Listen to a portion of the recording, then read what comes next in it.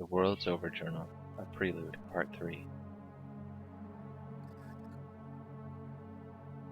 No one was awake that morning, save Thomas, who was out about the tree.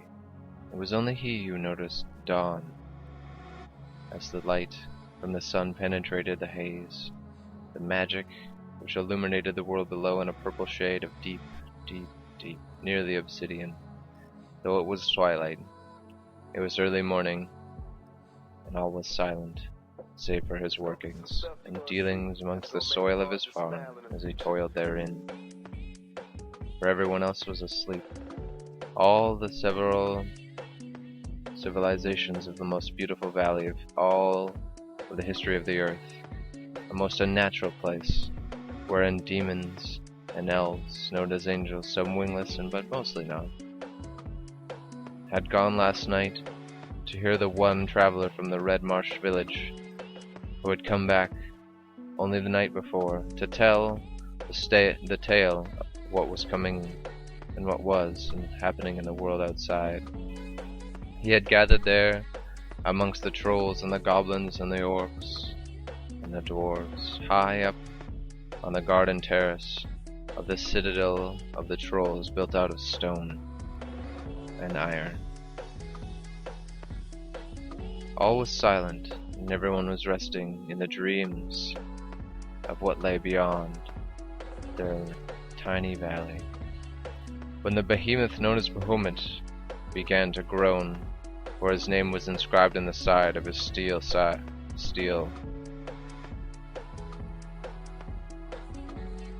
The ancient gears began to rotate ever so slowly, and it stopped, aiming towards the gallant family tree, and the claw aimed maliciously, and a beam of liquid fire poured out from the claw and severed the gigantic redwood sequoia from its roots. Then the menacing claw raised itself up, pushing hard against the tree, and a wire shot out and a sharp hook sank in deeply into the branches. And then the gears inside began to twist and turn, and the tree began to move ever so slowly.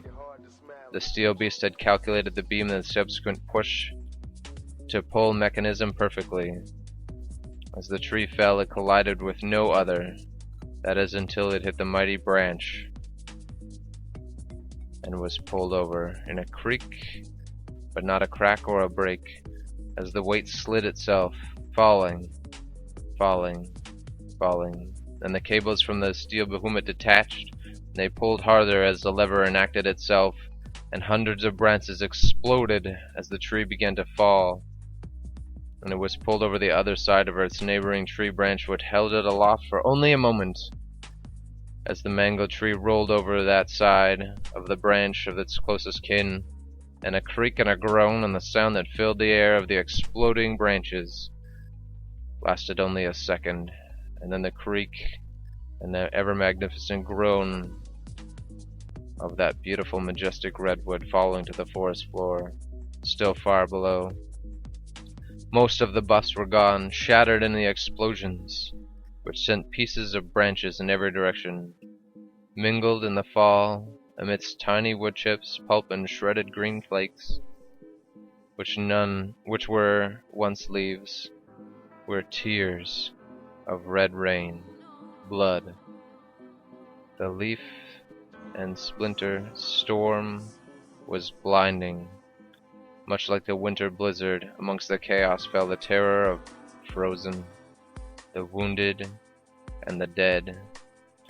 The tree began its second descent down over the creek and lever that had wired itself in from the tank and the pulley mechanism system, like a carrot turned upside down in reverse on its top, and plummeted with a thwomp, a tremendous clash like thunder, and it resounded through the valley.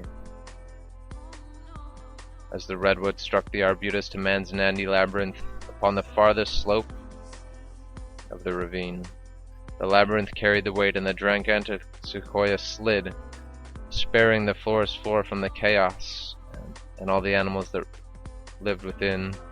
The savage sequoia, the redwood it once was, quickly found the ravine and went over the other side, until about a third of it, albeit short, descended toward the lower side of the valley beyond, the other side of the labyrinth, the other side of the ravine. It smashed into the forest, smoting down deep into the labyrinth, and the tree became one with it on the far side of that ravine, 100 feet below. There now lay thousands of tiny minds, tiny children, and the voices of the pitter-patter of falling shrapnel, which was a blizzard of chaos, of red tears like rain, of blood, amidst the pulp, the wood chips, and the tiny shredded green flakes that were once leaves. This is the mingling of sadness in a dream. The youngest of the Gaunt family rose back into consciousness, the realm of chaos which reigned over their once beautiful home. It was quite different landscape as she woke than ever before. Ravis found that she was lying on the ceiling of the uppermost bedroom, her family's unconscious beneath her, wrapped in dozens of blankets.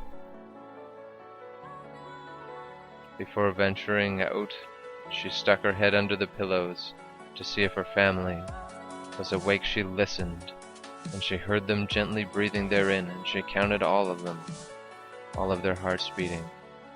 Curiosity got the best of her, for her fear was idle in that moment, and after a short search of the ruin of the upper floor of the hollow, where nothing of the former lives remained intact, save a knitted quilt and the clothes, she found herself desiring to see beyond the walls of their home.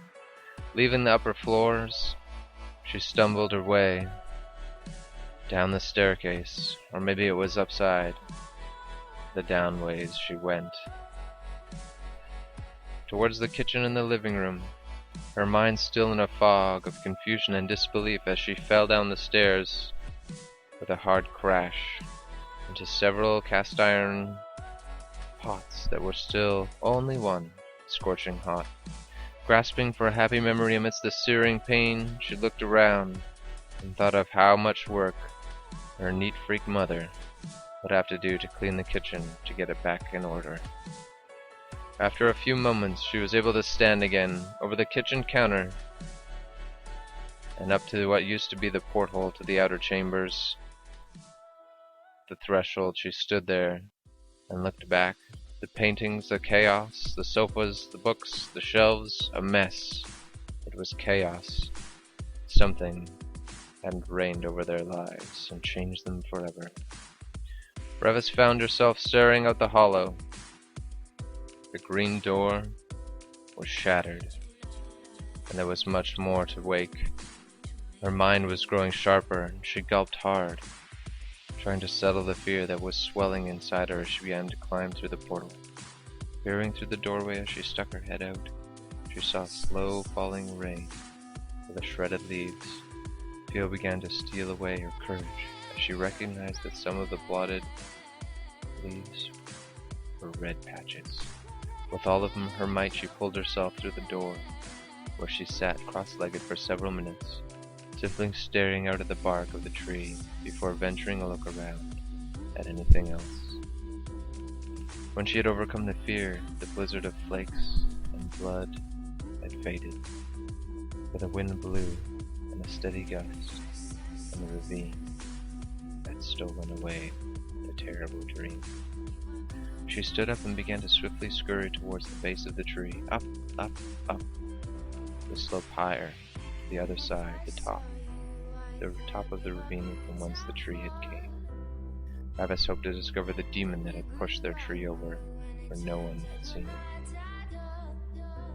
This was the sorrow of a body count she did not want to claim. Almost an hour later, Ravis found herself near the glade, which used to be their home. She had scurried through the labyrinth, like a mother or warrior had never known where to be, because the curiosity had died, and now courage to discover and manifest for vengeance had overcome. But maybe it wasn't. Maybe it was something less. Just less maliceful, for she had never known it. And so she stopped to rest whenever she found a ripe blackberry, the vines of which wrapped themselves around and around the labyrinth. She was out of breath, and her bruised side was aching terribly from the fall, when at last she reached a point of vantage in the edge of the labyrinth, atop the slope. Staring out into the open glade, from behind the demon steel tomb, the crab lay dormant. She was high up, looking over. Resting, as it always had, against the tree, it was asleep, as if nothing had ever happened. The 30-foot gigantic crab of a ghost lay silent upon the forest floor. After a few minutes she went forth, venturing from her perch to find a berry, and so the leaves before her settled in for another night amidst the terror, or maybe just for a few hours to rest. Upon returning to her spot in the labyrinth, Ravis, for the first time, began to actually wonder at the odd mechanical being, the body of which was surely like a crab, for no other could be described as its odd shape. Underneath lay 6 legs, though some were broken off. Many antennas were protruding from it, though those too were broken and shattered and disheveled. Its right arm was a large steel barrel, which she had once thought to be a claw, but the claw part had opened, like those of a gun her father used to speak of when the ancient men had carried in a final war, in their act of desperation. Its left arm, though, was indeed a claw, though it was gone as well. Ravis had guessed the metallic behemoth would be their home's destroyer, even though now it lay dormant and silent. If she had not, a thought of drowsiness was starting to take her. Before she fell asleep, Ravis witnessed the rear end of the behemoth open, as a large hatch with a stairwell built into it, and 2 beings walked hand in hand outside, towards where the tree had fallen.